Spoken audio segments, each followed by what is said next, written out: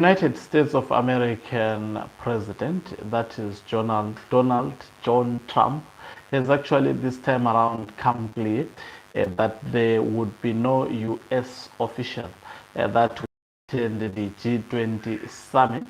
If you recall, the G20 summit is scheduled to be undertaken in South Africa. So Trump saying they won't be coming to South Africa because there are a lot of things happening in South Africa. It began with African communities deciding to actually write to the United States administration of Donald Trump, complaining about a number of issues. Citing that there are farm killings and the government is not acting on that, laws that actually do not embrace them, part of these laws being PPE. And South African government attempted to go to Donald Trump, and we saw them publicly embarrassed at the Oval Office in the United States of America.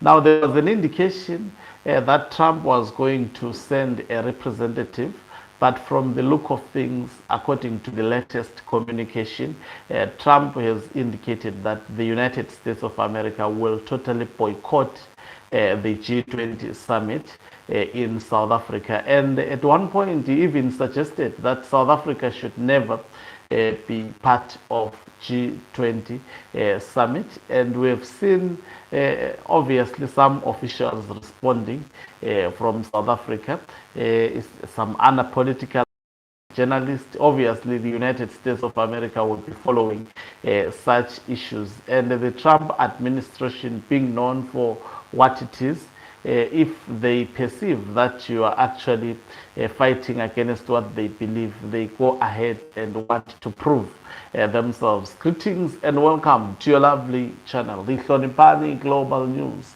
If you are watching for the very first time, please do remember to press the red or black subscribe button so that next time when we beam live, you become the very first one to watch us. So, what are the implications of the United States of America not attending the G20 summit in South Africa? Number one, the implications is quite clear that relations between South Africa and the United States of America are at a record low, and that is of primary concern in terms of South Africa surviving economically. Remember, it is actually being under the surveillance of the global superpower. United States of America, if it wants to make you suffer, it can indeed make you suffer.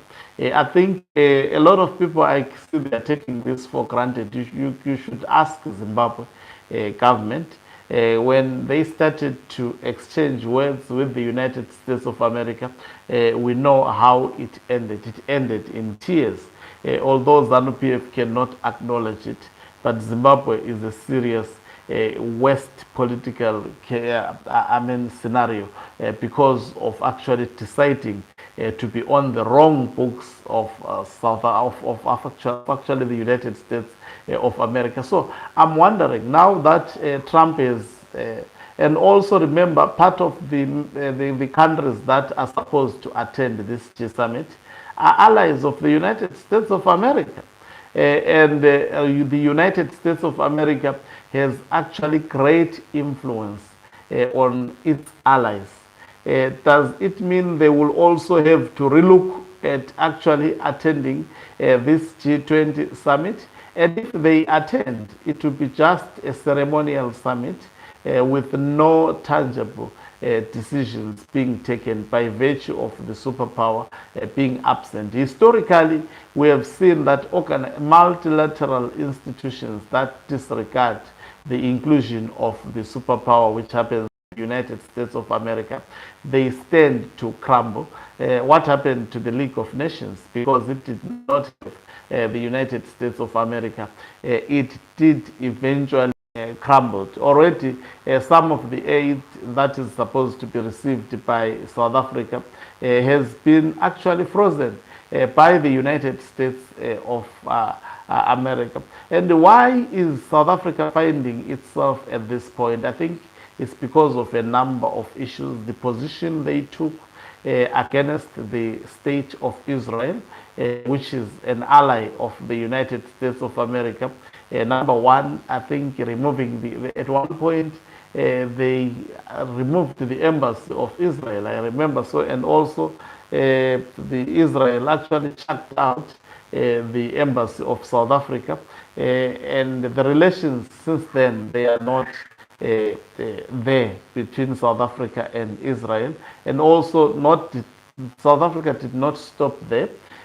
South Africa went ahead and took Israel to the International Criminal Court of Justice. That may have been part of the reasons why the Trump administration, knowing how Trump has been supportive to the state of Israel and actually going against anyone who is seemingly against the state of Israel. So South Africa at the receiving end, and this does not look good even for the economy of South Africa.